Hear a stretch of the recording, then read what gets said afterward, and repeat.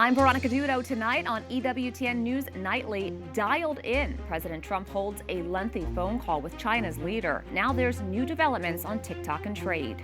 Government shutdown? Lawmakers push to finalize a funding deal by the end of the month. We have the latest. Straight A's with AI. We take you to a Catholic school in Arizona and its landmark program using artificial intelligence in the classroom. Plus, a story that's in good taste. The cook for two popes is a very big experience in one life of one chef. The man who cooked for Pope John Paul II and Pope Benedict tells us why he's spending time in New York City. These stories and more tonight. From EWTN, the Global Catholic Network, this is EWTN News Nightly. Thank you for being with us on the Feast of St. Januarius. Our top story tonight, President Donald Trump describes his call with Chinese leader Xi Jinping as very productive and says they'll soon meet. Hanging in the balance, a deal to allow the popular social media app TikTok to keep operating in the United States. Also on the agenda, the trade war between the two countries. White House correspondent Owen Jensen brings us today's developments. Owen. Veronica, good evening to you. President Trump has credited TikTok with helping him win the White House. And after their phone conversation today, it appears a TikTok deal is in the offing, but details still unclear right now. Starting at 8 a.m. Washington, D.C. time, President Donald Trump on the phone with China's president. President Trump later posting on Truth Social, "We made progress on many very important issues, including trade, fentanyl, the need to bring the war between Russia and Ukraine to an end, and the approval of the TikTok deal.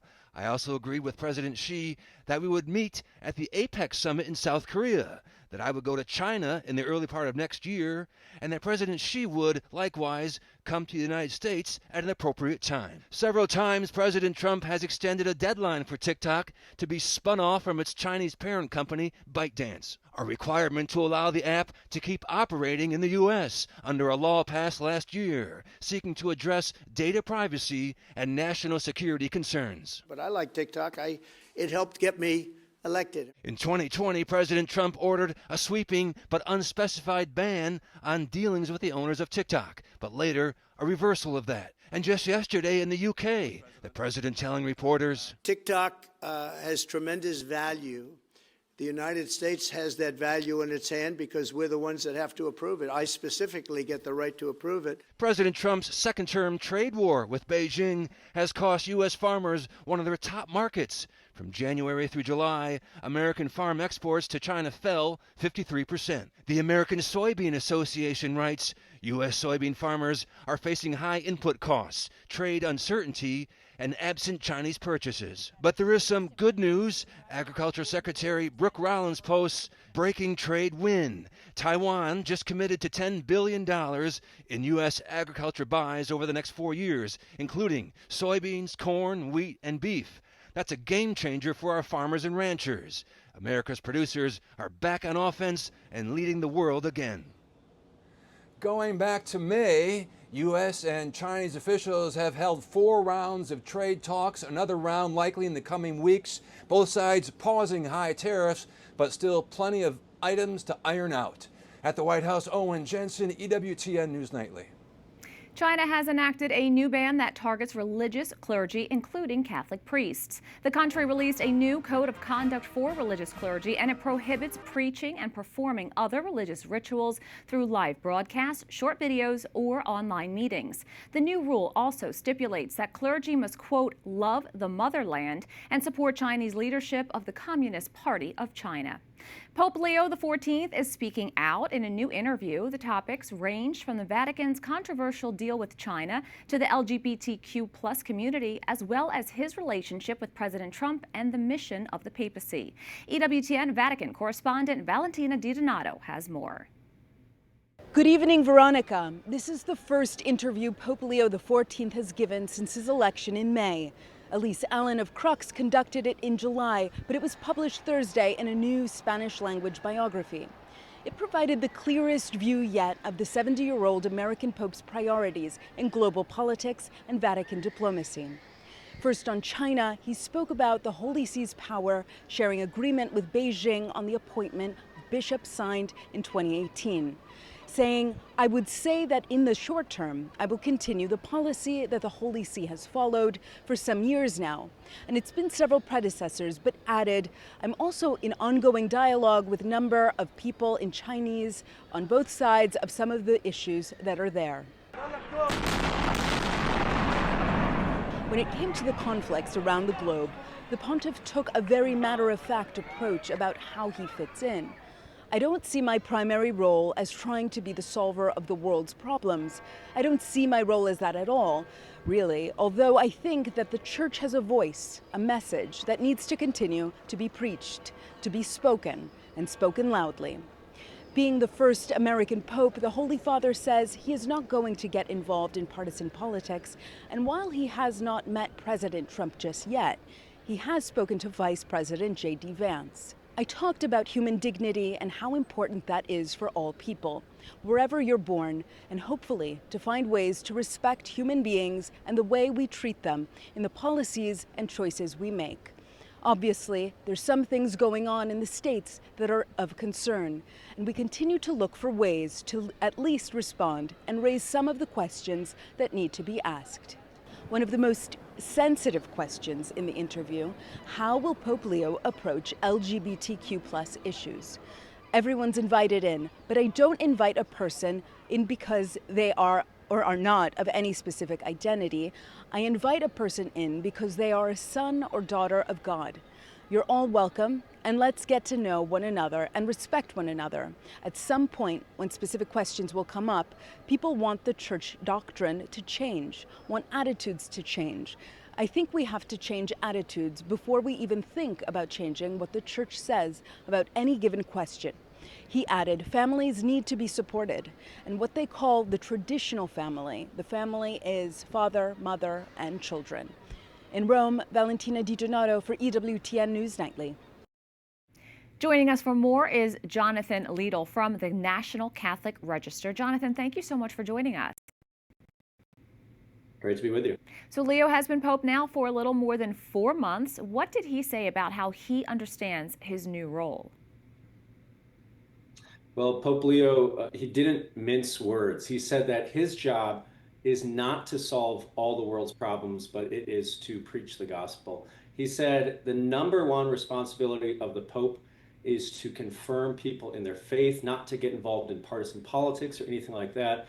Although he did add that the church needs to continue to bring those gospel values to bear on cultural and societal questions, especially an emphasis on the human indignity given by God to every single person. Certainly an interview that many people have been waiting to hear more about. He also addressed some of the hot button issues in the church, including the so-called LGBTQ issues and outreach. What did he have to say on this topic? Well, Pope Leo gave a kind of a both and answer here. He underscored that all people are welcome in the church, but at the same time, he said he has no intention of pushing to change the church's teaching on sexuality and marriage. He even suggested that this issue can be extremely polarizing. So it's not something that he really wants to kind of emphasize or push forward. Pope Leo added that in the West, he thinks there can often be a preoccupation with sexuality as kind of the primary foundation of someone's identity. And he said that when he invites people into the church, it isn't because they're this sexual identity or that identity, but because it's that the fact that they are sons or daughters of God. So that was his emphasis on welcoming people, but not necessarily shaking anything up with any new doctrinal shifts. Now, a lot of topics were discussed. The Pope also addressed his approach to the conflicts in Ukraine and Gaza. Did anything jump out there? Yeah, I think what was really interesting was the different way that Pope Leo talked about these two conflicts. When he was talking about the war between Russia and Ukraine, he emphasized that the Vatican will continue to push for peace, will continue to maintain neutrality, and said that there were good actors on both sides of that division. Now, when he talked about Gaza and Israel's campaign in Gaza, there was a different tone. Pope Leo brought up himself the fact that a number of people have raised concerns about a genocide possibly in that campaign, but But he didn't use that term himself, but still, of course, calling for peace and calling for the different parties to come to the table. Now, another issue that did come up, this was the traditional Latin Mass. Now, this, of course, was something that Pope Francis heavily restricted. Did Leo indicate any shifts in his approach? Well, Pope Leo did bring up many of the concerns that Francis had expressed that led to him restricting the traditional Latin Mass, especially the concern that sometimes this liturgy can be used almost as a platform for political or ideological motives. Now, at the same time, though, there certainly was a shift in how Pope Leo talked about this topic. For instance, he said, he underscored actually that a lot of people are drawn to the traditional Latin Mass precisely because there are abuses or misapplications in the liturgy that came after Vatican II. And he said, although he doesn't know which way he's going to go on this topic in terms of giving more access or keeping the status quo with regards to the TLM, he said that he does have plans to sit down and talk with those who are attached to it and hear their concerns. So it's definitely something that there does seem to be an opening there in a way that we didn't see under Francis, and we'll just have to wait and see if any bigger shifts follow. Well, just the beginning of hopefully, which will be more interviews with the new pontiff. Jonathan Liedl, thank you so much. Thank you so much. Thanks for having me. Estonia summons a Russian diplomat to protest after 3 fighter jets entered its airspace without permission earlier today. The Estonian Foreign Ministry says the incursion lasted 12 minutes and calls the incident, quote, unprecedentedly brazen. This is the 5th time that Russia has violated Estonian airspace this year, raising concerns about the war in Ukraine spilling over. Russian officials did not immediately comment on the incident. Congress is one step closer to avoiding a government shutdown at the end of the month. The Republican-controlled U.S. House took the first step in passing a bill that keeps the lights on until November 21st, just before Thanksgiving. But getting the measure across the finish line won't be easy. The stopgap government funding measure passed the House by just 2 votes. A pair of Republicans voted against the measure, one of them Congressman Thomas Massie. I voted no on Joe Biden's budget. I think elections should have consequences. We're 9 months into Trump's presidency, and I think Trump deserves his own budget. Why would we renew the Biden budget for Donald Trump? It doesn't make any sense to me. I would have preferred it to be a 1-year CR or a 6-month CR, not punted to November 20th. But, you know, look, you got to work as a team to build the boats, and so we've now extended funding for 7 weeks at flat levels. I mean, honestly, we're doing a pretty good job holding spending flat now. How many months are we into basically at 24 levels? That's pretty good. Nearly all Democrats oppose the measure, blaming Republican leaders for leaving them out of talks and demanding that health care cuts be restored.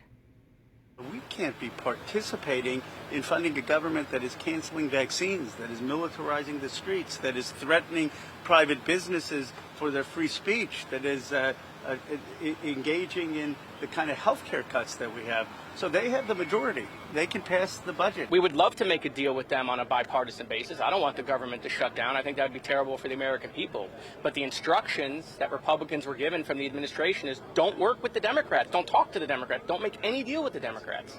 The continuing resolution now goes to the Senate, where it will need support from Democrats in order to pass. But they are insisting that any CR must restore health care cuts, or else they will let the government shut down on October 1st. We have a lot more still to come on EWTN News Nightly. Taking aim with AI, why a Catholic school in Arizona is bringing artificial intelligence to the classroom. And Holy Cannoli, a Vatican chef, is bringing his famous cuisine fit for a pope to the U.S. Find out where.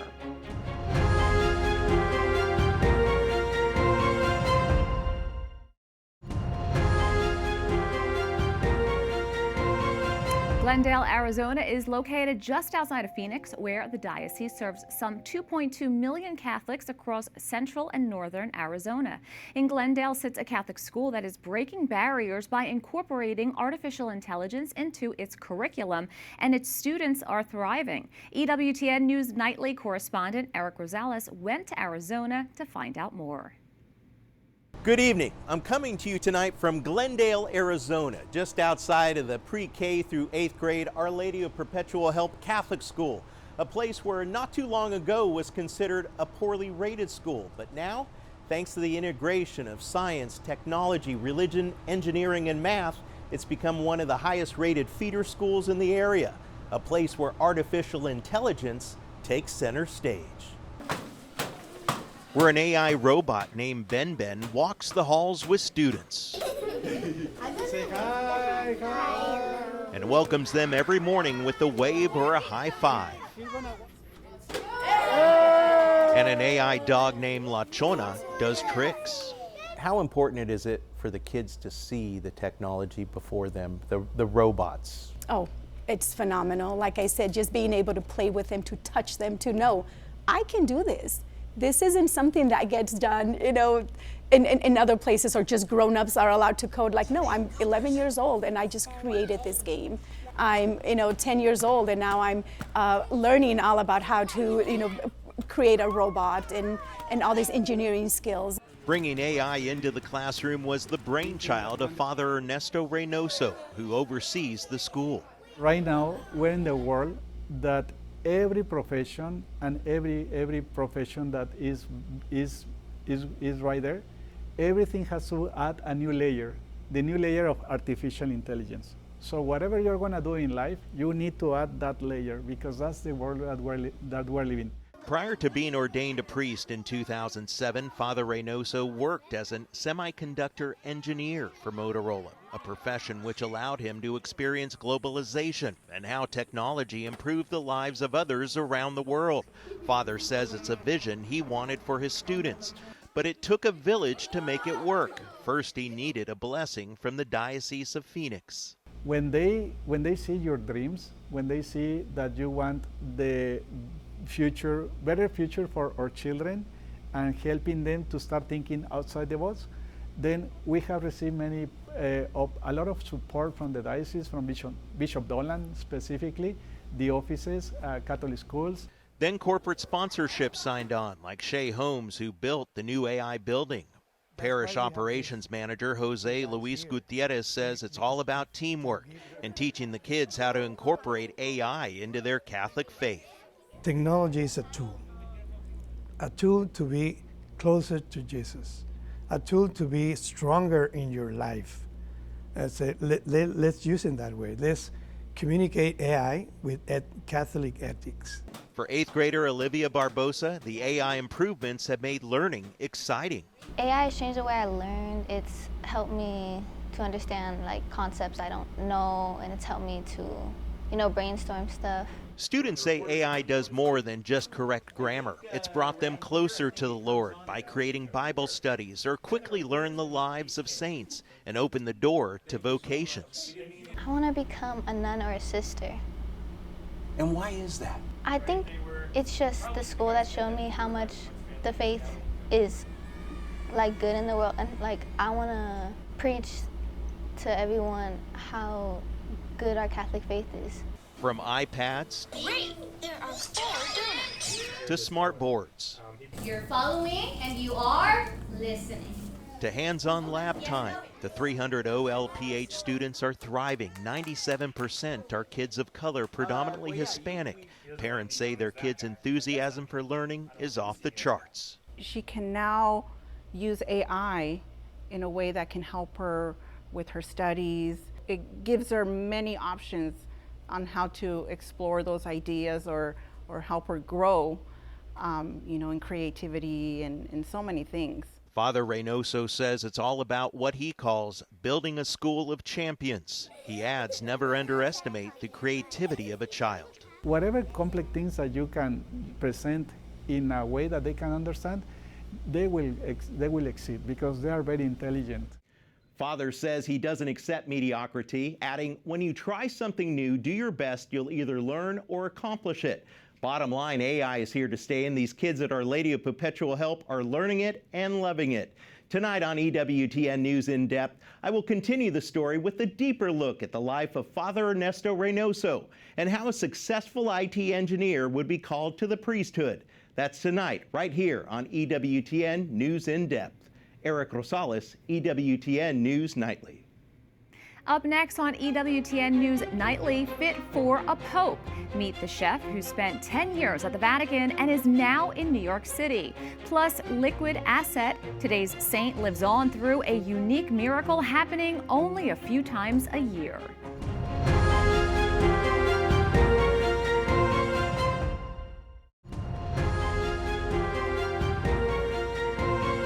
Well, here's a recipe for success. A man who spent 10 years cooking for Pope St. John Paul II and Pope Benedict XVI just opened a restaurant in New York.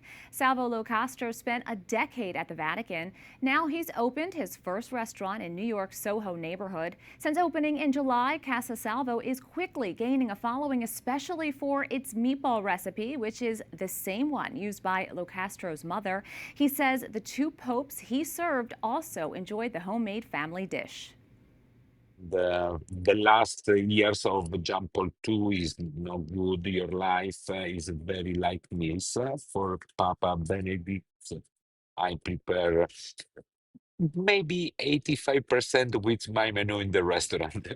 Salvo says the name of his restaurant has meaning on a couple levels.